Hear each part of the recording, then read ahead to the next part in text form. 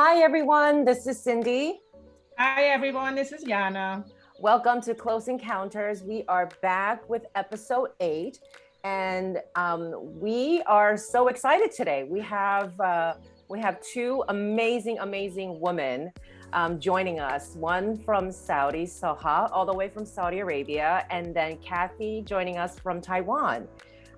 Today, we are continuing our conversation from episode 7 about accessibility and inclusivity in the performing arts. How do we rethink? How do we reform? But today we want to maybe, go into a little bit of a micro dissecting, maybe, if you want to call it that way, because I think we have 4 strong women in this, in this conversation, in this round table. And I think there's a lot to share from the point of view of a woman in this cultural sector. So without further ado, I'll just let you guys start by introducing yourself.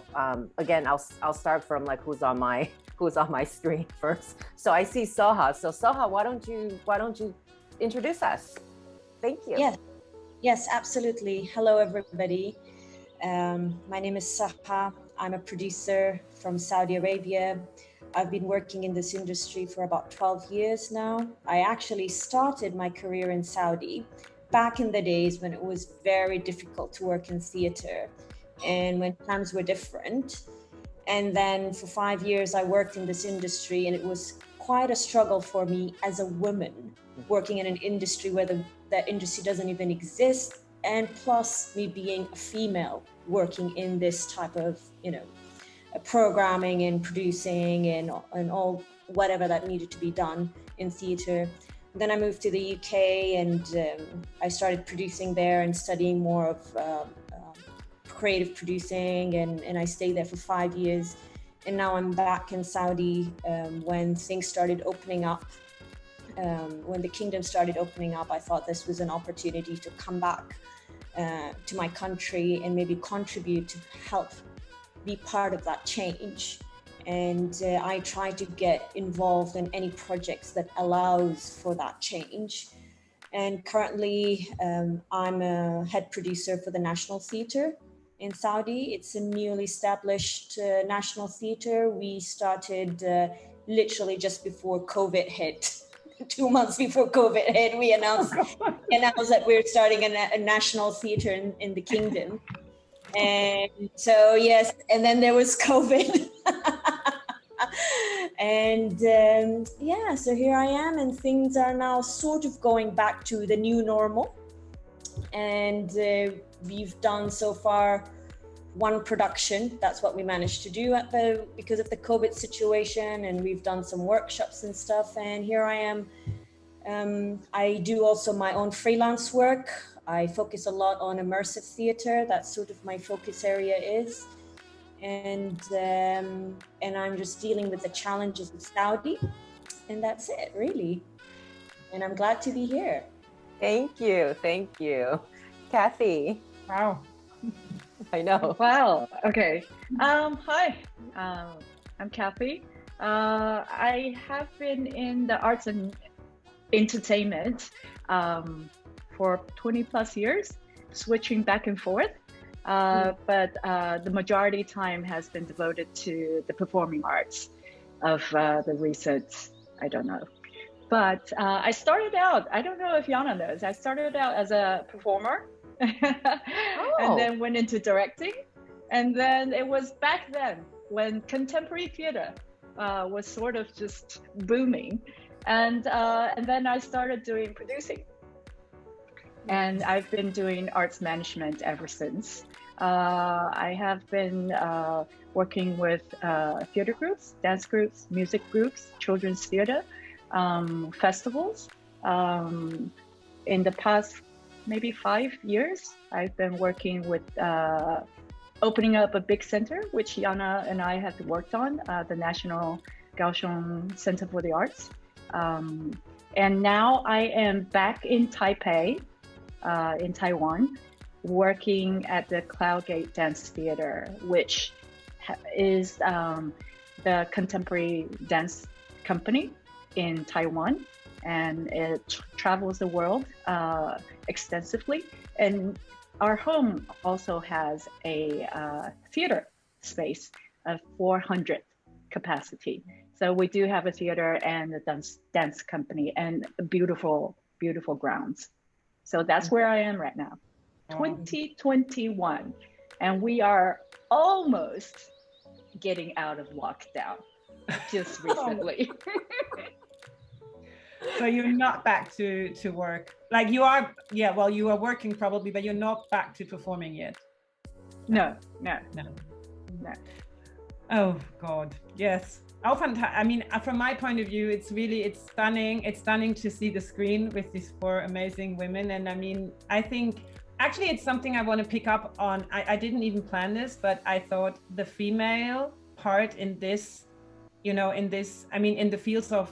the fields you're working in, but also in this whole performing arts field, and especially, but maybe also in front, like coming to COVID, do you feel like, is it challenging? It is, no? In what sense? I mean it in a good and bad way. I mean, challenging also for me is a very positive word, to be honest. Yes.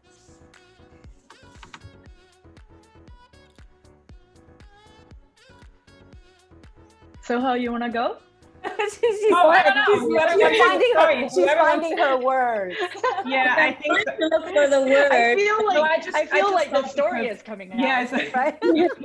I just thought, because I feel like, even though, I mean, the performing arts, for example, and because I also work in the music industry, but I think the performing arts is a bit more I don't know, inclusive, using that word for now before making, defining it maybe first of all. But still, I feel like as a woman, it's still challenging, even in that performing arts, where the arts is so open and so inclusive, and we are all one, and we are all, there's no difference between men and women and so on. I feel like it's still challenging for women, not only in a bad way. That's why I mean for me, it's also in a very, very good way. I mean, looking at you 3, I'm like, okay, thank God, you're like part of my team in this whole performing arts world, and this is amazing. This for me is challenging in an absolute positive way.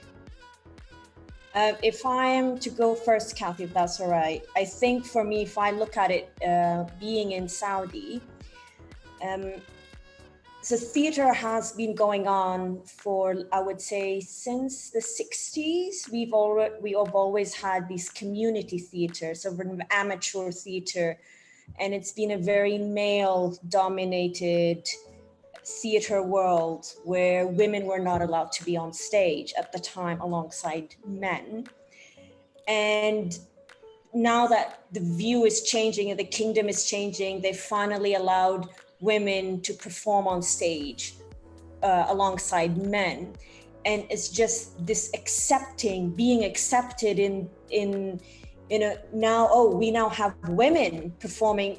Some people are embracing it. Some theater makers are embracing it, and they're saying this is a wonderful thing. But you do still face that challenge of, I'm not sure if I'm comfortable dealing with a female. I'm comfortable working around the female, because there's been in addition to it being a male-dominated industry, there was for a very long time things male and female were segregated. Yeah. Even the lifestyle was very segregated, where, females sit together or they socialize separately than males. So it's that integration has been quite, it's just learning to accept that. And one of the things that I found was quite interesting, I think, for example, when the National Theatre was formed, that for a head producer, they hired female.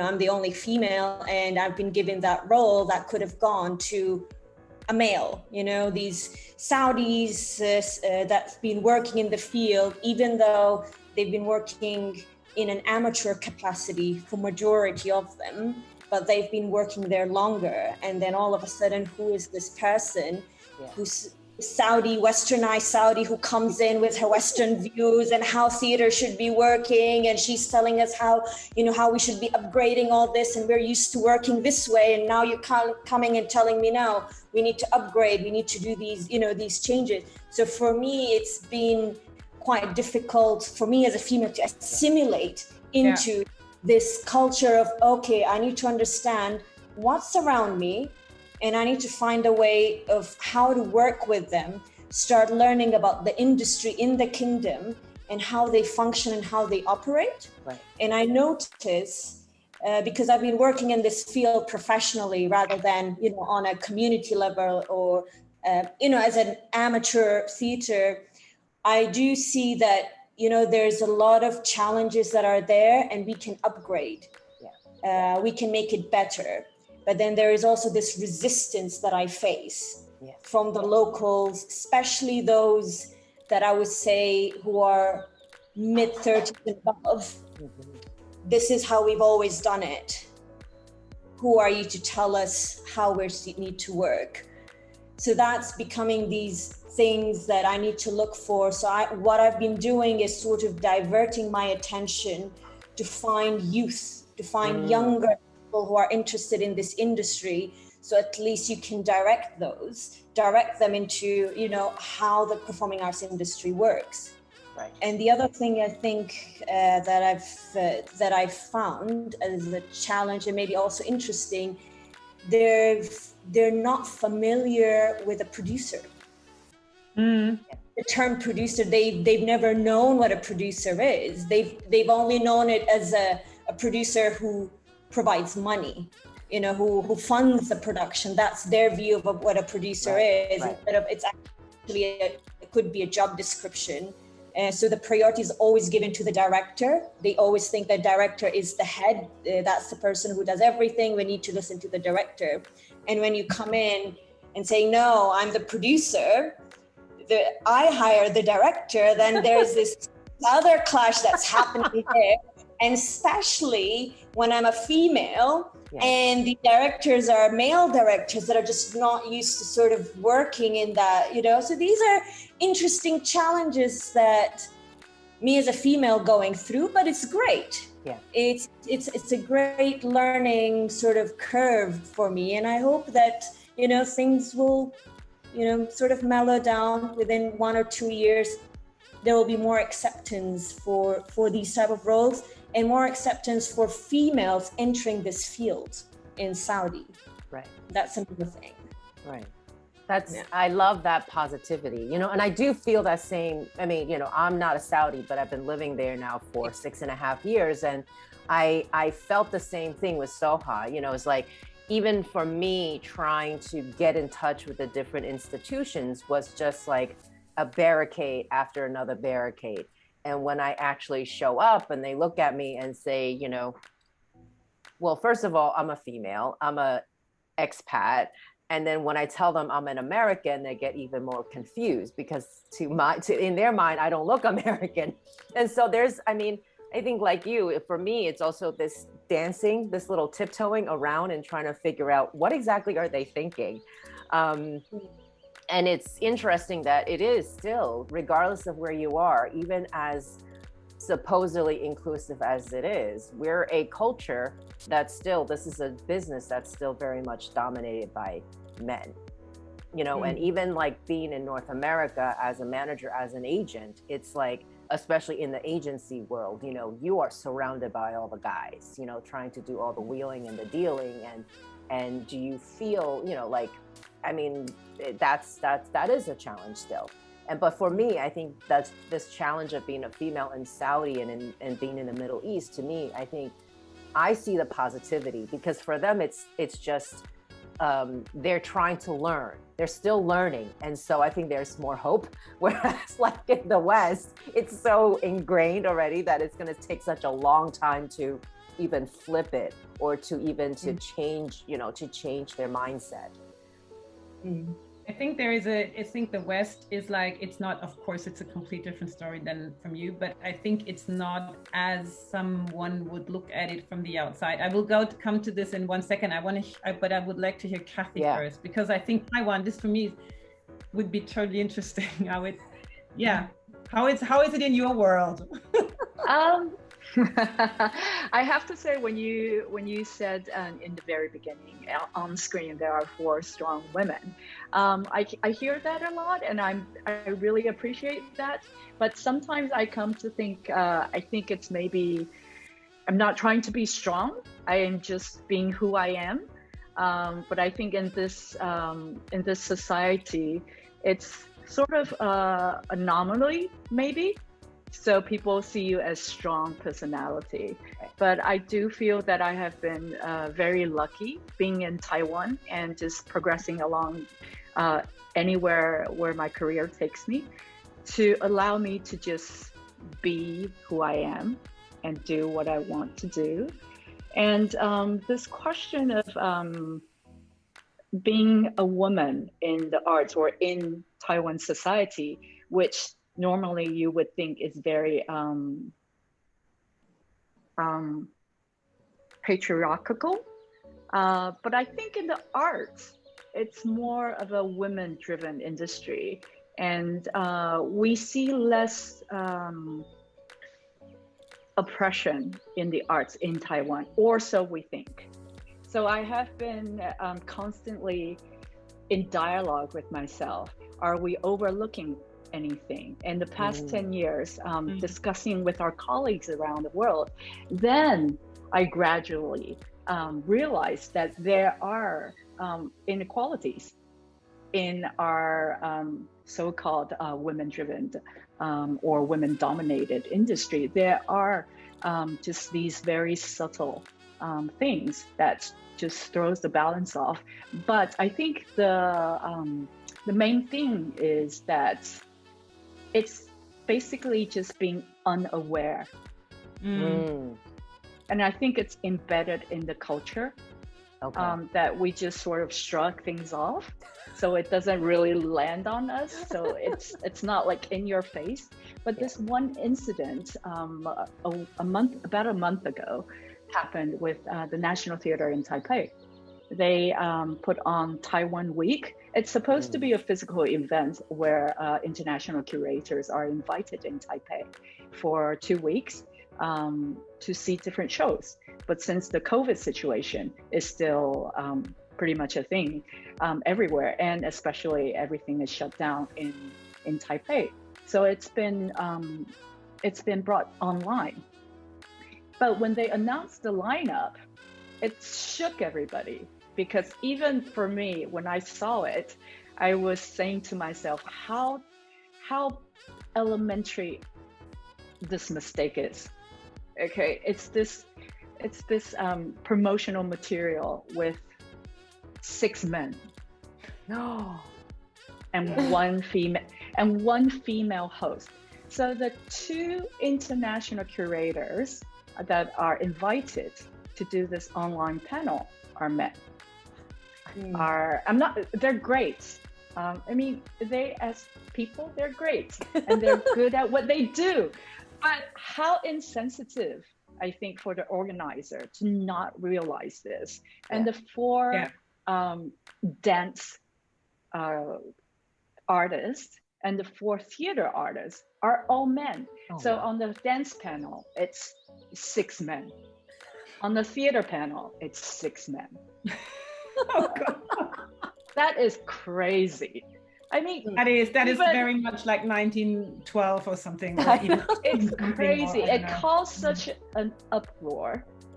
And I think I can be very forgiving to my colleagues in the National Theater, but this is just beyond me. So I actually just went in and asked them privately, so what's going on? Has nobody, before this went public, nobody even questioned this? And the truth is, they didn't. Not really. Not really. No. Just like, again, like you said, the interesting part is, I mean, that the female part, like the female part of the team, did not question. I mean, you know, I'm not saying that no man would see that. I mean, I do know, thank God, a few men who would say, "Oh, isn't that a bit too many men? Like, isn't that a bit off balance?" Yeah. But I think it's interesting that the women didn't see it, and that's, you know. I was part of a panel the other day, like, okay, the other day, it's how like 4 months ago anyways. And it was like the whole panel was about, you know, women in the arts and women in music and And then there was one woman, she said, and I really liked that. She said, you know, the problem is not that men would not come forward with women. Like, let's say someone is asking for, oh, do you know a technical director? I mean, honestly. And she said, but the problem is even the women don't come up with women. Even they are not thinking about the technical director sitting next to them saying, oh, hello, I am a technical director. So she said, you know, it's actually, it's in both heads. It's going wrong. And it's true. And I mean, and this was a panel in Germany. So where we think that's why I was saying before, the Western world is so open-minded and so inclusive. Well, you know, I mean, this could have happened in Germany as well, to be honest. But the funny thing is, the organizer, the main organizer, the person who pulled this together is a woman. Huh? Okay. Oh. Okay, she's a very dear friend of mine, but I haven't really had a chance to talk to her about this. That's interesting. But, that is so interesting. I know, but I have to say, in Taiwan, I get this a lot. I've encountered this at least twice in the past 3 years. When I go into a meeting, I champion female presence in our festivals, in our panels. I get remarks such as, let's not really focus on gender. Let's focus on artistry, on their on their art. You know, their art says everything. So if we only talk about art, what boils down to, you know, our main artists that we think are the best. And I think that's really just being unaware. And it's been a systematic error. But that's, you know, that's just progressed this way. But this is when, like, going back to the topic of the conversation, accessibility and inclusivity. So that's where it goes wrong. And it's not going wrong because someone sits there and saying, okay, let's kick out the women because we don't want them here. It's just because the awareness. But that's what I meant earlier, you know, like here we came to the point, and I'm just picking one because it's a huge discussion that would be a panel on its own for like 5 hours straight. But here right now, there's a huge discussion about pronounces, like that you have to pronounce the women. And it actually, it is difficult, and it became very, very much like progressive, you know, you have to. And it's you know, the thing is, if I tell my mom who's 80, like, to not use a certain word because it offends people, women, she would go like, huh? She doesn't understand, and she doesn't want to understand. So I could scream at her when she's using the wrong word, or I could sit down with her and start talking to her and trying to explain why people feel offended. And that's how I maybe change a mindset. I'm not changing a mindset by screaming at people saying, oh, that's what you have to do. And it's the same with women in the arts world. You know, I mean, I can say, okay, you have a board, you have 6 members, so you need to have 2 women. Instead of saying, okay, can you maybe sit down and reconsider your choice? And maybe there is a creative producer or someone, a woman who is absolutely perfect for that position, not because she's a woman, but because she's great and she is a woman, you know? And I think that's very weird, and it's the same here in Germany. I mean, we're not there yet. It's not. I think combating, you know, this unawareness is us as women. We have to do, or not only women, us in the arts general, everybody has to make an effort. Yes, absolutely. To think about this, to think of female artists, producers, technical directors. Yes. Right.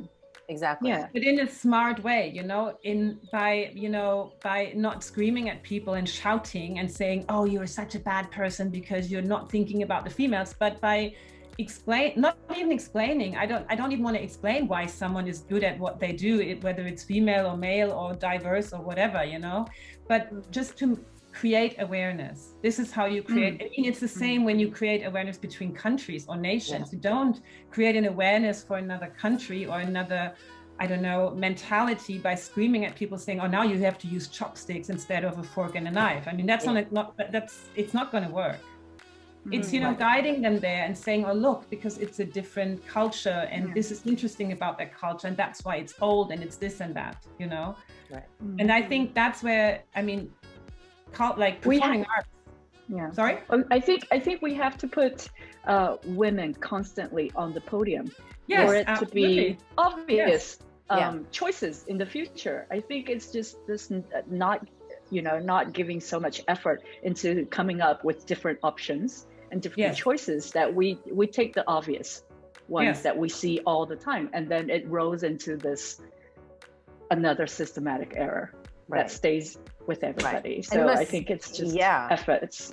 Right, totally. And even going back to Soha, I can't even imagine, like, you know, having that space, even just, well, like trying to find, you know, I'm sure it's not even the women now, like stepping up. It's like you probably have to go purposefully really make a huge effort to seek out these women who would never have even thought this is a possibility as a career. Like, absolutely. It's something that even when we do these massive events and I look at the guest list, it's like, how many women are, like, I consciously look at the guest list and I say, I want more women. Right. And because, you know, the CEO or whoever who's like making decisions, they automatically, oh, this guy, he makes theater. It's like, yeah, but let's just add more women to the list. Yes. But there aren't any women. No, there are. We just need to find them. Even if they're amateur, even if they're doing, you know, they're attempting something for the first time, I want to include them part of the list. I want to encourage them to get into this field and be aware that this is something actually they can pursue. Yeah. You know, it's not just reserved for men. And it becomes really challenging. It becomes, you know, and it's not just because that's what's been there. I think what Cindy mentioned earlier is, you know, even women getting into this field in Saudi, they need permission from their family. And that's also another cultural barrier that comes into play. And it's so surprising for me that until this day, they want permission from their families, or families do not approve of this and they're doing it in secrecy, or they would, especially if they're taking on the role of a performer. Yeah. With their actresses and taking on those type of roles that they're going to be, you know, standing on stage, they don't invite their own family to their own performances. I was like, how come? This is like, you should be proud of this. Like, no, I'm not inviting my family. I don't want them to see me on stage. You know, it's enough what I get from them. But it's funny enough, it's okay to be on telly. Like, really? These women are fine being on telly, on films, and a lot of these women are going towards telly and film, and I'm not sure why it is. Is it because it's fame, a quick way to get famous and be well known, or is it because it's easier to act on telly? I don't know. I'm still trying to figure out what it is, that it seems that families are okay for their daughters or sisters or mothers or wives to be on telly, but being live in front of the audience, it seems to be a bit of a taboo. And that's something, it's just weird things like this that I try to wrap my head around. It makes no sense to me. Right. But it's what it is. It is what it is, and you kind of go with the flow. And I'm sort of trying to get them to, but theater is more, you know, yes, telework is amazing. That's fantastic. But why can't you have both? Yeah. And actually, actors start in theater before they move to telly. You know, you need to be able to perform in both. So it's just getting them into this mindset of, you know, they can be part of this and that as well. No, actually what you said, I mean, I totally agree with what you said. And I think this is totally interesting, because obviously that's something which is absolutely different here in Germany. But I feel like, do you think, or both of you actually, I mean, because doesn't the performing arts world or scene or whatever have a responsibility in actually, you know, in that term, like whatever way in, you know, challenging people from the crew side, like from the producer side, but also maybe even putting pieces on stage which do have kind of a topic referring to this kind of, well, problem, or however you want to call it. I don't like the word problem so much, but you know, the topic, let's say. So I feel, because from my point of view, it seems like that is another responsibility the whole performing arts world should take on much more than it does at the moment. Question. Yeah. That's a question. Sorry. Yeah. Jana, but I think for this to happen, we have to have these issue content related performances to put on. Yes, absolutely. Yes, exactly. In Taiwan, it's very lacking. Same here.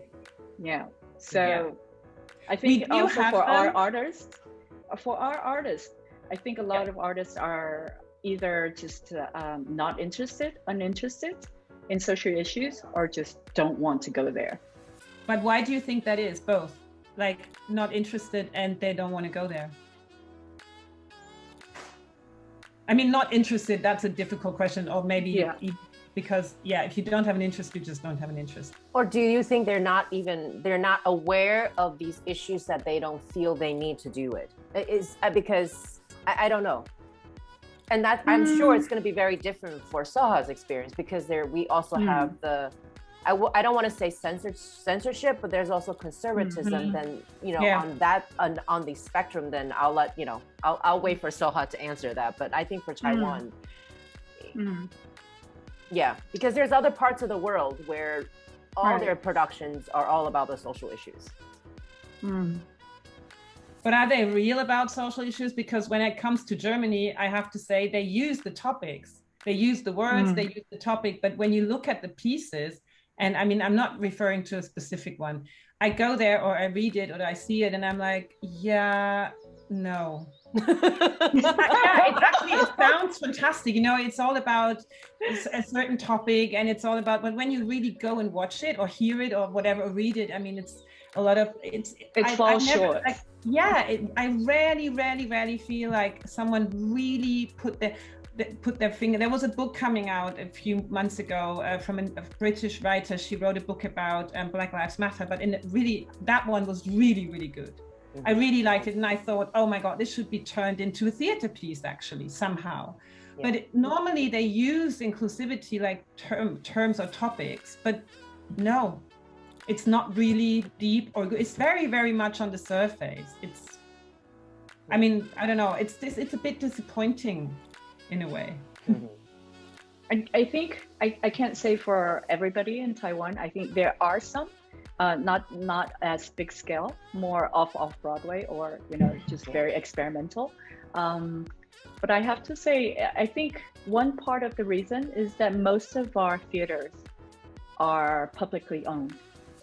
Oh, okay. Either it's all most of it, like I think maybe 98% of our theater facilities are government owned, whether by city government or by the federal government. So I think with these publicly owned venues, they're very cautious on taking sides or advocating anything. Got it.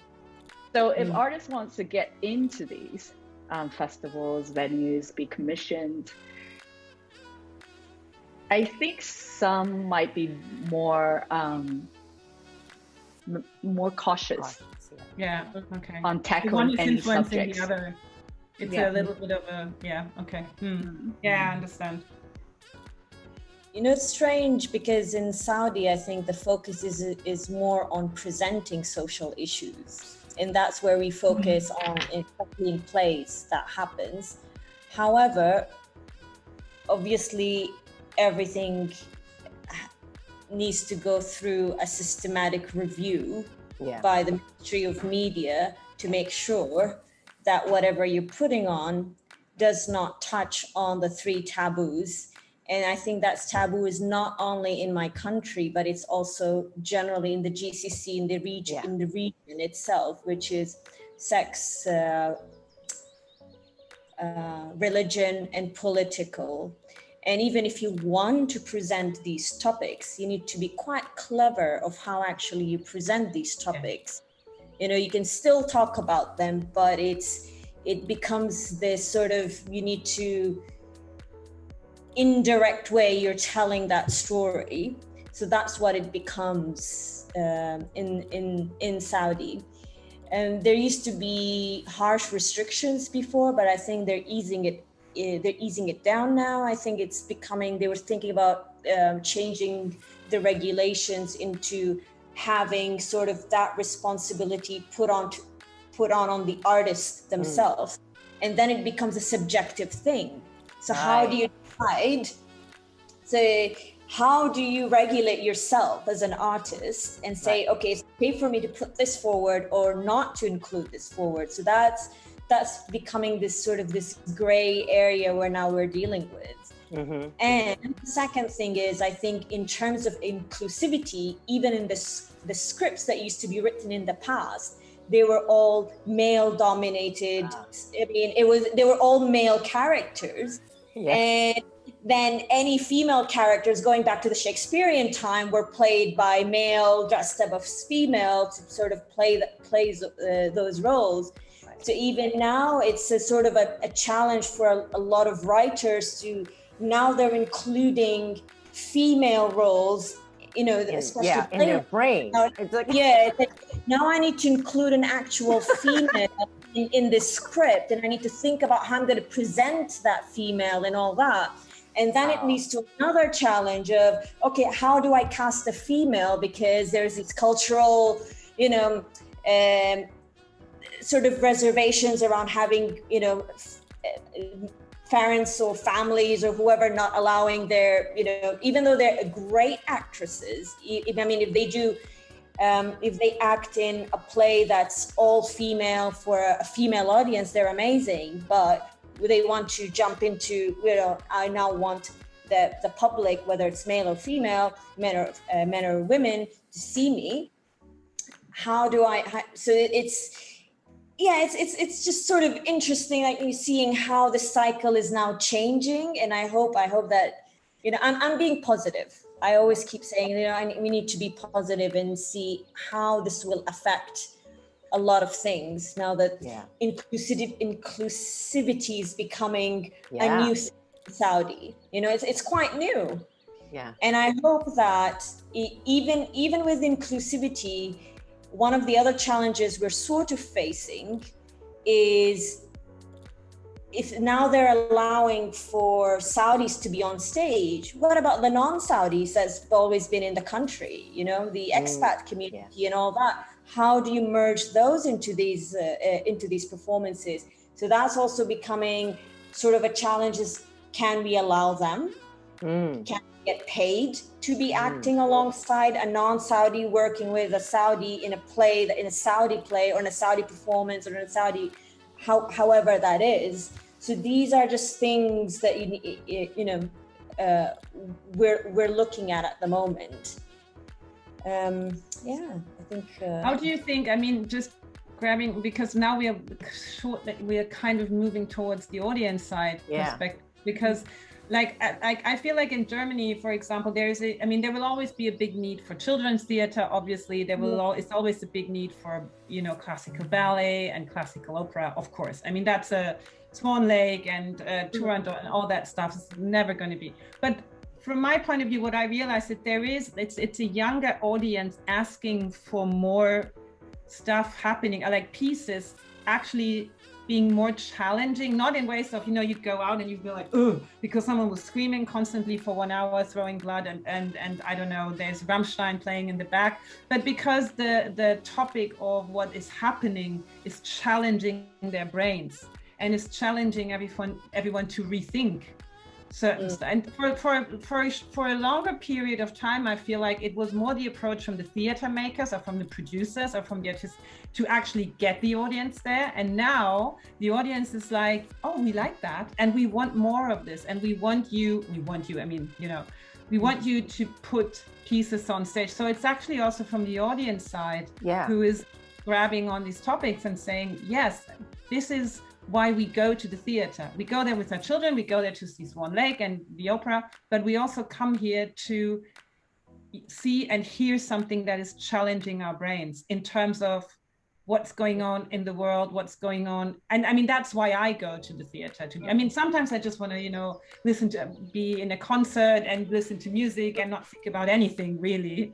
But I like those pieces where I feel like, as you said, you know, it's like, it's not in your face necessarily, but someone has a very smart way of, you know, adapting or challenging my brain. And I sit there and I'm like, oh, yes. That's true. And I don't know, is that the same in your areas? Because I feel like in Germany, and especially now, I mean, we've been closed forever. Feels like now we're back to like, I don't know, 100 in the audience where we have 500 or 800. But still, I mean, it's a step. Yeah. But I think, you know, that also leads to another bigger question is that we are privileged, right? I think the West is very, very privileged to have access, whether it's something so experimental that you'll only attract maybe like 2,000 audiences, to something that's a little bit more, how should we say, commercial or more popular. You know, the West, we're privileged. I think really that is the word for it, is that we're so privileged to have a menu. You know, like you go to the, you know, it's like I always say, you go to the Chinese restaurant and the menu, you open it, it's like 5 pages. Like we're privileged in that sense. Whereas like, I think places like, you know, Saudi or even the GCC, the Middle East area where this is just developing, or Taiwan, which is already in a way quite progressive and also have access, is still limited. Because not just from an audience side, it's also access to the performances, to the different varieties of performances.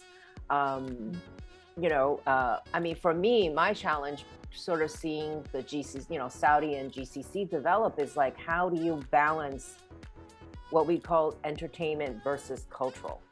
You know, like as the region is trying to develop its cultural sector, and they're trying really, really hard. I mean, you can certainly see it from all the different sectors in the different countries, but it's still, you know, I think, how do you let people aware, you know, how do you let people understand that these cultural performances are also just as entertaining, we want to use that word, and you know, as all these other commercial productions. So I think that really is, it's access to. It's access to these shows. And I'm curious, you know, from Soha's and even Kathy, you know, being in Taiwan, and I really do think Taiwan as one of those countries who is quite progressive and have been able to bring in different types, but then also balancing that with the local, you know, productions, right?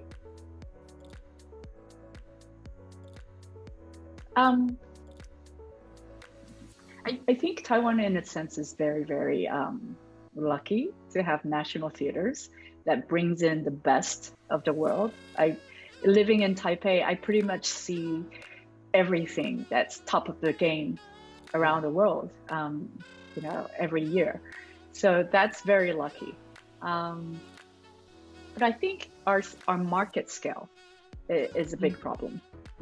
So when I started doing theater or watching theater about maybe 20 something years ago, it's like the theater in Taiwan, the theater audiences are young people, because the old people don't go to the theater. It's not been a culture. But now 20 years after that initial stage, now it's us going to the theater. Where are the young people? So I get it how the West, you know, the theater audiences in the West are towards more seasoned audiences. And I think we're also going there, but I think it's that scale. I have to say that what Jana is saying, I think we all feel the same. We fall into the category that the famous Hope Lepage says, that theater is there to exercise your mind. You know, that people's mind needs stimulation and not sleep. And okay, but sleep is for our health. but our minds and our souls actually need nutrition and stimulation and just big ideas to provoke us to think more. But I think in contemporary theater, it's a Western style theater. It only happens in big metropolitans. Oh yeah, absolutely. Yeah. And for our audiences, it has not really grown. I mean, in scale, it's not grown substantially. I mean, the theater works, the artworks, the artists have grown substantially, but not the audiences. So I really look forward to that day where our audiences ask for more challenging work. I think that would totally shift the landscape. They do, but it's a group. It's a group of people. It's not like, and I'm talking like my main town is Berlin, so that's where you have like, of course, like now I'm in Münster. I don't know if you know. That's very far west.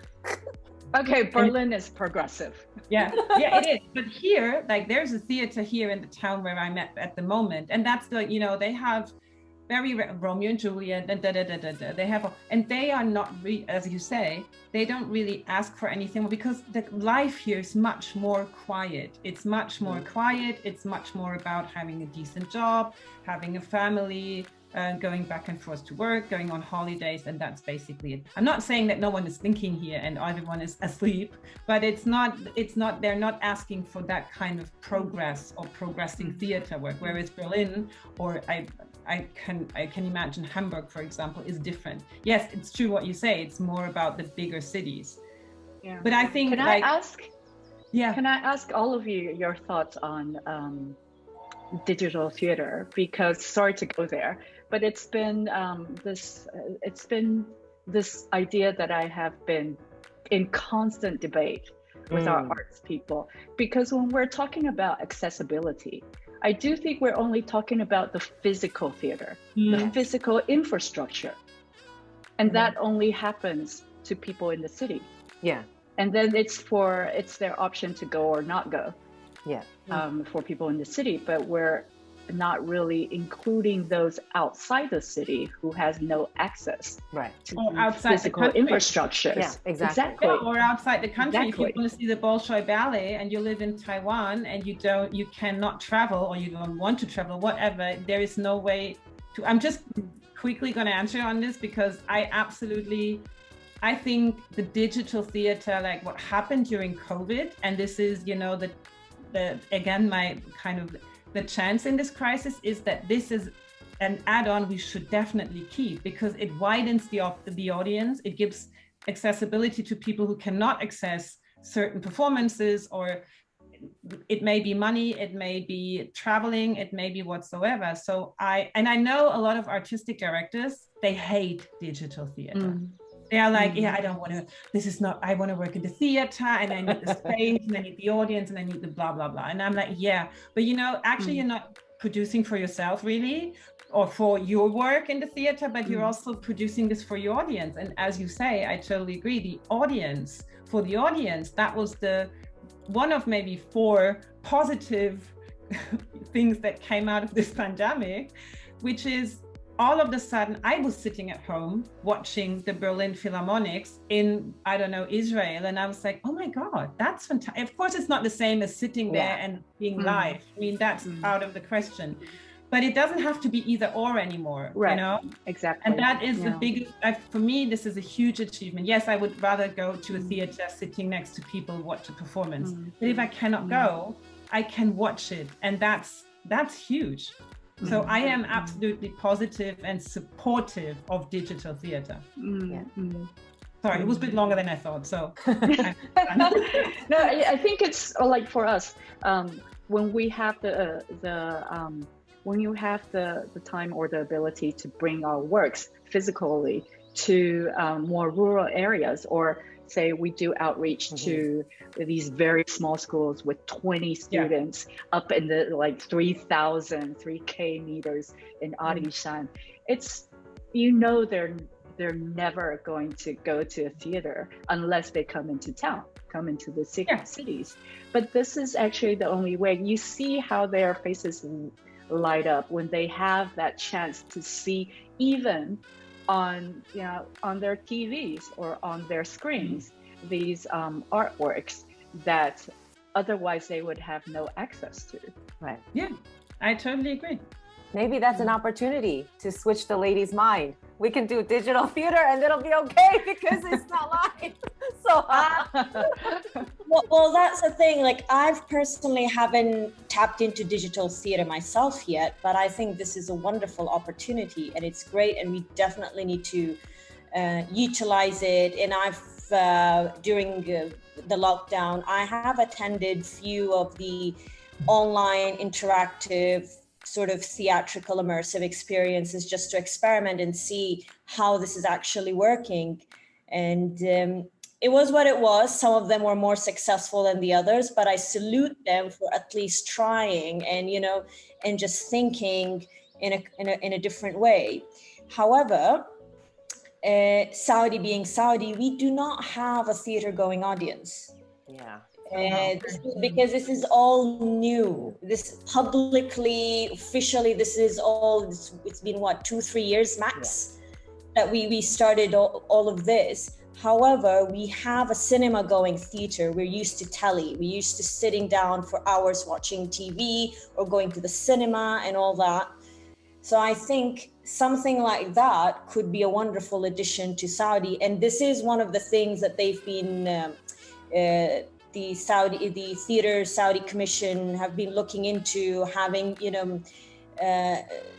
performances streamed at cinemas and all that. And they're trying to catch up with the world and see what's happening. We're going to bring this, and we're going to do this, and we're going to open the academy, and we're going to make it accessible to this, and we're going to do all of these things. So I think we're trying to catch up with the world. Theater going audience has always been a struggle here.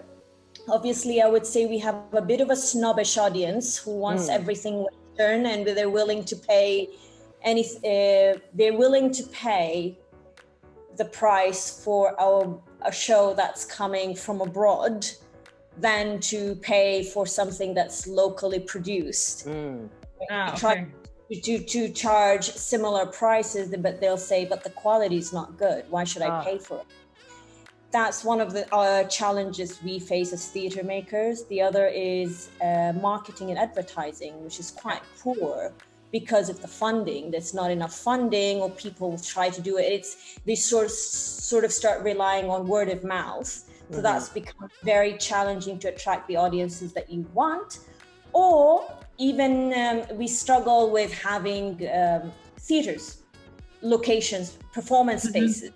So it's quite limited to where you can perform. And these facilities are poorly funded. I mean, they're clean and nice, but there might not be a prestigious theater where you can go and attend, This is more of a community theater. And so some people might not be a fan of going to these places. So what ends up happening for most of these community theaters, the audiences are actually other theater makers who wants to go and support their friends in the making of so that's been sort of what's been going on for years now. And most of these shows have been either free, so they're not used to paying for a ticket, or just a very small fee for a performance. Unless, of course, you go commercial and you bring in stars, and that's a completely different ball game. But that's just talking about the local audience building. And again, the government, I think, has been looking at doing surveys and talks and trying to sort of encourage now audiences to go to theaters. And I think one of the ways to start encouraging them is start bringing in international shows, so they see. They get this exposure, and then there's this other element of the theater etiquette, the protocols, the etiquette. You need to be quiet. Saudi audiences are loud. They like to film stuff. You know, they want to get their phones, their iPads out, and they want to film. I don't know why they want to watch it through an iPad instead of actually focusing on the show. And that was something I've noticed here, and I've noticed this since when I started, you know, whatever performances we were able to put together. And that's why for me personally, I've been switching to immersive theater, because immersive sort of allows that different dimension of audience getting involved and, you know, allowing them the freedom, whatever limited freedom I would give them in that performance to you know, to take part of that performance. So that's sort of what I'm advocating for quite a lot in Saudi as my personal work, regardless of what the government is doing. Yeah. They're going towards the traditional theater, the plays and all that. I'm sort of being a bit more, you know, going towards immersive theater, which is not very known here, and they can't grasp the idea of it being part of theater, or it could be theater, but I'm trying. You know, at least from my side, and more people started to notice that there is actually more, the audience look for those opportunities. So this is one way to attract audience to your performances. Say this is an interactive show. You know, you're going to go into this world. This is not in traditional theater. You can do and do whatever it is that you would like to do. So I think that's a very, I mean, the whole immersive part, by the way, that's a very interesting topic as well. And I mean, combining that with digital, you know, just saying. But that's rethinking, you know, like she's rethinking it in a way to allow people that space to let me take my phone, let me take my iPad. Yeah, you know? Exactly. But that's interesting. And we, you know, we were actually talking during our last conversation about this topic. You know, Farouk was talking about his experiences of taking Akram Khan into China, and then the audiences were just like speaking super loudly, you know, and then it's this etiquette, right? And on the flip side, we say, you know, are we being exclusive, or are we excluding audiences out of our world because we have these rules and regulations? You know, who's to say, why can't they talk? Why can't they clap in between movements? You know, why can't, you know, like, so it's interesting, right? And we're, but, you know, all I think the theater world, also concerts, they have their own little traditions. Like in a concert, you know, in between Beethoven, I know, you know, when I was a child, I loved that everyone was like this. And then, you know, when they have the break between set 1 and set 2, everyone's like, and, you know, like, and I was like, oh my God, that's a thing. You know, that's really a thing. It's a thing, It's part of the performance, actually. Yeah. So maybe that was the first step of being immersive in a way, you know, where the audience becomes part of that whole performance in a way. And I wanted to add to the digital thing. One challenge here, I feel, is like a lot of theater makers, they underestimate one thing, which is, if you produce something for a camera, you need, most of the time, you need a second artistic director, because doing something for the stage and for a live audience is different than doing it for cameras. And of course, you have on top a finance situation, because you have to pay for the whole equipment. And if you have one camera, that's the most boring, you know, you need someone. So I saw that, I had that in panels also, where people were really absolutely into digital. And then all of a sudden they realized, oh, that's an extra work level. That's like, it adds a lot of work to the actual performance.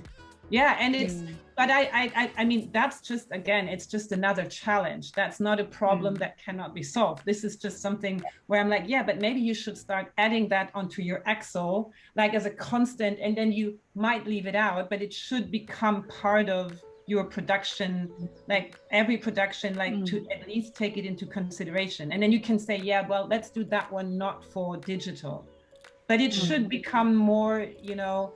And also, I mean, another thing is, I agree with like high level performances. You know, one thing I don't want to see ever again in my life is dancers dancing in living rooms, or in you know, it's sad, or musicians, you know, sitting in front of, I don't know. I mean, Swan Lake in a kitchen. Oh, come on. I mean, how about in the club? In a bathing tub. Yeah, okay, that one was quite good. I mean, you know, that's what I mean. You know, it's digital. It's not digital. Like putting your handy camera, and there was like, I saw so many things on YouTube or wherever, and I was a bit like, that makes me sad.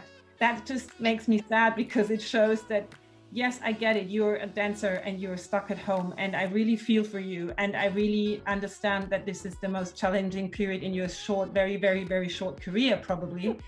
But I still don't want to see you dancing swan lake in your bathtub. You know, this for me is not, that's not a, and thank God this also. It's a new choreography in itself. Yes, exactly. Exactly. But yeah, I was not convinced, to be honest. And then again, I saw other things which also were just made with very like simple equipment, like a phone, and it was so well done. And I thought, oh my God, this is fantastic. Yeah. Like I saw someone, I don't know who it was or whatever, with, you know, like kind of like an immersive dance thing it was a female dancer from, I don't know where, in his house, but he did like a dogma filming, moving around, having 2 cameras. It was fantastic. That I liked. I was like, oh, that's interesting. Yeah, yeah. So I think there are both sides to it, but I agree. I think that is a absolutely new field and challenge on its own, including immersive and digital. Oh, I like that one. Right. That's good. Yeah. I mean, to me, it just completely makes sense that it adds value. For me, it's like like what Soha says, like you can be performing on stage and also on television and the movies. There's no conflict of interest. It's just a different way of presenting your art. And how you present yourself on television and the movies is going to be a completely different technique of how you present yourself and create your work for live stage. And I think it's the same thing for the digital world, because that really is just creating differently. And I think that's something that artists and makers, you know, creative makers, whether it's theater, music, dance, or whatever you're doing creatively, I do think they need to embrace that. They need to embrace it as a different way to present themselves. And to me, it's a huge advantage. We're talking about access, right? And inclusivity, it really is. It gives them that opportunity to be tapped into a world that they could probably never go into for whatever reasons, whether it's politics or borders or whatever it is. You know, this is really a way for them to be exposed in that sense. So for me, that is just, it's very much, you know, added value.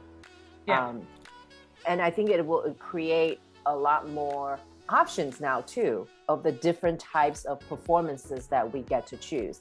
It may become a little paralyzing later on when we have to actually choose, but at least now what do we do? Do we go, right? Do we stay at home or do we go into the physical space? And, you know, of course, all of those becomes again another like cycle that it's a chain of events that will eventually happen. But, you know, I think for me, that's exciting. Totally agree. Yeah, for me, that's totally exciting. But, you know, I think that was such a great way to round up our conversation today, because it's offering so many different perspectives. It's offering different ideas and possibilities, which is, again, what we say in every episode to our guests and to our audiences. You know, we are not meant to be prescriptive. We're not trying to solve your problems, because, you know, we can't. We can't. No, we cannot. We don't want to. And we don't want to. But it is a space for us to share, like what you're doing, you know, what you're doing in Saudi, what you're doing in Taiwan, and what we're all doing in our different space, and to learn from each other, and for us a chance to say, oh, well, maybe what Soha is doing is I can apply and take back into where I am, or what Kathy's doing, or what Jana's doing, or what I'm doing. And it's to offer audiences just a little bit of, you know, like brain teaser. You know, we zap their brains a little bit, and maybe they can go home and say, oh, okay, this could be applicable, or no, that's just, you know, they're just full of baloney or whatever. We don't know. But thank you. This has been an amazing, amazing conversation, and so enlightening and eye-opening on so many levels. You know, as much as I know Taiwan, because I'm also from Taiwan, you know, you still offer a lot of insight that awareness, you know, like I'm not even aware of. Come back. I know. I was there for 4 months and I want to come back. All of you guys, you should come. Oh, I would jump on the next plane, actually, not the train. That would take ages, but you know, I would love to. I mean, this is I would love to. And Saudi too. I want to go to Soha's theater. I'm very curious to see. Me too. I'm booking an appointment with you, Soha, once I get back. I'm gonna come and take a look at it. Yeah, absolutely. I would love to host you guys here. If you're ever in Saudi, please get in touch. You know, it's a country that's changing at the moment. There's interesting possibilities that are happening. And I think, you know, why not come and see it? And now we have tours that we offer. So it's. I might be in Saudi in December. Like it really, honestly. It could be. Yeah, I will definitely let you know. I told Jana we'll all get together in Saudi in December. Yes, Kathy, you have to come. Come Yes. on, is it far? All right. Or is it? No, from Taiwan is like 10 It's hours. okay. 10 hours is it's closer than Oh, that's going fine. to the US. That's 2 movies. That's 2 movies, 2 red wines, 1 dinner, 1 breakfast. That's it. There you December go. time to be in Saudi. Exactly. That's what I told Jana. Ah. December is the best time to be here. Exactly. See, there you go. Let's go to Saudi. So Yes. that's where we all want to fly to. We're all gonna meet in Saudi at the end of the year, because I know the tourism they're gonna open up, right? Is that the thing? Is that they're gonna open up tourism again in this fall or something like that? I'm not exactly sure. They might have opened up already. Not exactly. But definitely, yes, do Christmas in Saudi. There you go. Christmas in Saudi. Christmas in Saudi. It'll That's be great. a That's very immersive. different. That's going to be a very different experience. Yes. Bedouin style. There you go. There you go. There you go. Well, thank you all today for such an amazing conversation. Thank you to all the viewers who's watching with us today. So don't forget to subscribe, to like, to comment, and we will see you very soon for our next episode. Take care, everyone. Thank you. Thank you. Thank you so much. Bye. Bye.